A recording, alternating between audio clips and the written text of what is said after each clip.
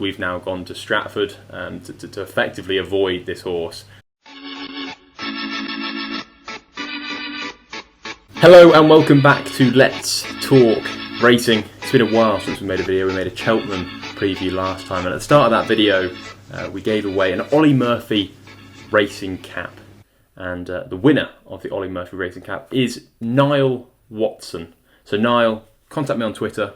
This cap is yours, and we'll get that to you. And we may as well chuck in a stable visit as well. You can come along to Ollie's and see the stable stars there. That's something to look forward to. Under the Seigneur goes on sale in a couple of weeks. We've had plenty of interest from this video, actually, from the last video. So thank you very much for all those that didn't get involved. And it's not too late to put your name down to reserve a spot. We've come round to the time where we need to talk about the flat season. And let's be fair, we don't despise the flat, we just prefer the top-notch flat racing, and this weekend we definitely have top-notch flat racing, don't we, Andrew?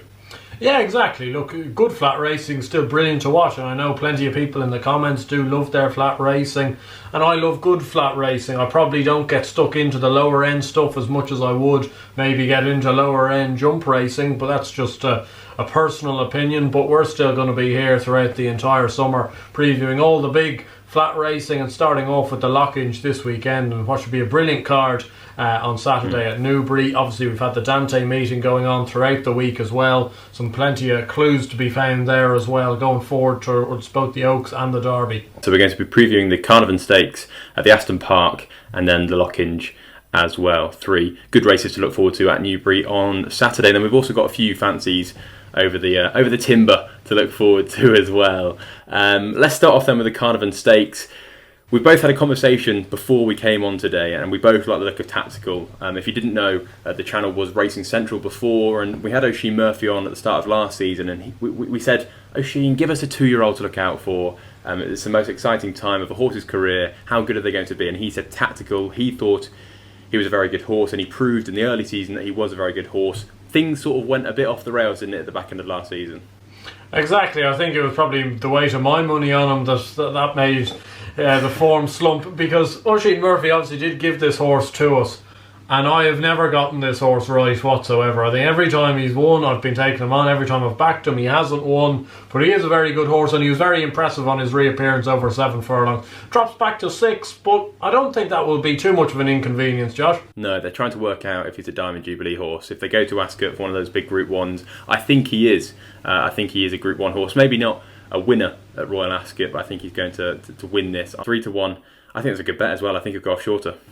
Yeah, exactly. I think there'll be money for him on the day, especially if when the declarations are confirmed. I do believe he'll come in price as well. And as you say, it's good for racing when the Queen has a good horse on her hands. And it's brilliant that this horse won at Royal Ascot last year. It'd be even better if he was to go and win a Group 1 at Royal Ascot this year. I'm a bit like yourself. I'm not sure whether he's quite up to winning a Group 1 or anything like that, but I don't think he'd be out of place in one at the same time. And he would be wanting to win in this race if he does take up an engagement in something like the Diamond Jubilee. Both in agreement. Very odd. It's not a good way to start the video. Then again, last time we were both in agreement. I think we got pretty a few spot on at Punchestown, which was good. The next race we're going to preview is the Aston Park. It's the Al Rayyan, but it's called the Aston Park. Over 1 mile and 4 furlongs, 1.5 miles. And this is a good race. This is a really good race. I quite like the look of Logician, who was the very impressive winner of St Ledger a couple of years ago. Last year he made a winning return in quite a weak race. Then he was disappointing at York. I think it's a case of very good horse, not a great preparation, and the longer that Gosden has with him, the more chance I feel like he can turn that around, and that disappointing run was just a one-off. I think he's a class act, and he was so impressive in the Ledger, one of the most impressive Ledger winners of recent years, and I think that he can get his career back on track with a win in this on Saturday. Yeah, I'd like to hope you're right, Josh. I think Logician's probably the class horse of the race. Certainly on his best form, he would be the winner. This Al-Azi is an excellent horse in his own right and was very impressive on his reappearance. And I see he's shorter in the market, probably because of Logician's break.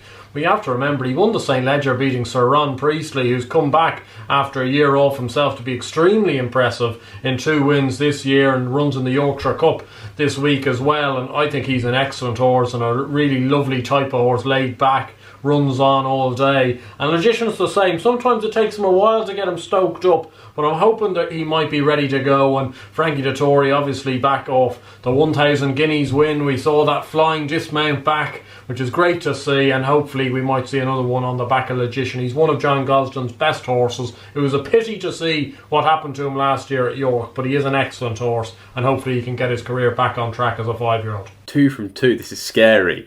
The Lockinge. Now, Palace Pier is a odds-on, short-price favourite. He's the most likely winner. I think we can both agree with that. However, I think we're both going to take him on at the prices. I'm going to go with Top Rank. I think he's around 9 to 1. I think that he's the biggest threat to Palace Pier by a mile. I was impressed with him last time. I was impressed with him last season as well. You're going to take him on with a different horse. Yeah, I'm just going to play an each-way bet here on Safe Voyage. For John Quinn and Jason Hart. He won the Boomerang Mile at the Champions Weekend at Leopardstown last year, over a mile, beating Sinawan, and showed real guts there that day. He always knows where the winning post is as well, which I like about him. He's a very game horse. He's probably getting to the stage of his career, even though in the past it's looked like he's just been a 7 furlong horse. He might want that extra furlong. I'd write off that Breeders' Cup mile effort. Sometimes horses can go over there. It just doesn't happen. If you look at the basis of the rest of his form, he shouldn't be out of the first 3 or 4 in a race such as this. And I think at 14 to 1, he's not a bad each way play, and potentially not even a bad each way bet if you got 6 to 1 in the without market or something, because Palace Pier, I think, will win. I think he's a class above. I loved him last year. I loved his reappearance. Yeah. And I really, really want him to I actually want him to slam the mile division this year, to be honest. I would take no greater satisfaction than him being miles ahead. Then again, immediately after the run last time out of Sandown, I thought a mile and a quarter. Yeah, well, it'll be interesting to see whether they try that out this year, you know, whether he might go up in trip for a Champion Stakes or an Eclipse or something like that, and they might test the waters, but he's a strong staying miler. We saw that last year when he beat Pinatubo in the St James's Palace, I believe it was, when Pinatubo was potentially a little bit weak in the finish over a mile, and Palace Pier is such a strong stayer at the mile. He just shaped like he could go up in trip, but at the moment, don't fix what's not broken really with Palace Pier. He's so good at a mile. He is the best around, I believe, in that division, and hopefully he can take the world of beating on Saturday. Big and bold, that's what we like to hear. You've got one in the handicap on Saturday as well. Yeah, just one in the big mile 2 handicap. My Frankel, I think his name is. No, sorry, King Frankel. King Frankel. For Mark Johnson and Joe Fanning. That's certainly a name you have to live up to as a horse. There's no getting away from that. He had a string of placed efforts. I wasn't sure whether he was becoming one of these nearly horses, but he won at Pontefract the last day in a 3-runner race, won by 30 odd lengths. Was very impressive that day. Off an opening handicap mark of 83, and I think that may be a little bit lenient. He'll be in off the bottom of the weights, and I think he's a progressive horse. These Mark Johnson horses can sometimes build up strings of wins beside their name, and hopefully he might be another one. He's ranked 10 to 1. If I was to have one in that as well, I would have Debarwi Sands for Roger Varian in the Defoe colours. I think he's a similar price, 10 to 1. I'd back him each way in that if I was going to have one. But we've got to talk about horses going over the timber. Under the Seigneur was meant to run at Aintree on Friday, and there was a little whisper that a certain Skelton horse called Simply Lovely is ready to go and could run a massive race. We've now gone to Stratford to effectively avoid this horse. I would say he might be well backed, and he might be one to be on the right side of on Friday. I think it's the 8:05, and then the one that I like is Ollie Murphy's bumper horse, Fox in the Box, pre-trained at Charlie Posts. Charlie thought a lot of him, finished second in point to point. Now with Ollie, I think Ollie likes him a lot as well, and he runs in the bumper at Aintree on Friday. I suspect he'll win. Well, hopefully he will, because he'll be carrying my money. Andrew, give me one. Yep, I've actually got 2. One on Bangor on Saturday, the 140. I'm going to give another chance to a Don McCain horse called Chuvelo in this. He was actually a very good bumper horse. He won a couple of bumpers and was second to a good horse with Tony Martin's called Good Time Johnny. It hasn't happened for him so far over hurdles. His jumping's been a bit skew with, but he was third the last day, beaten a car ride, but by Stepney Causeway of the Skeltons, who's a very good horse, I believe, and one to be excited about next year. I'm going to give him a chance.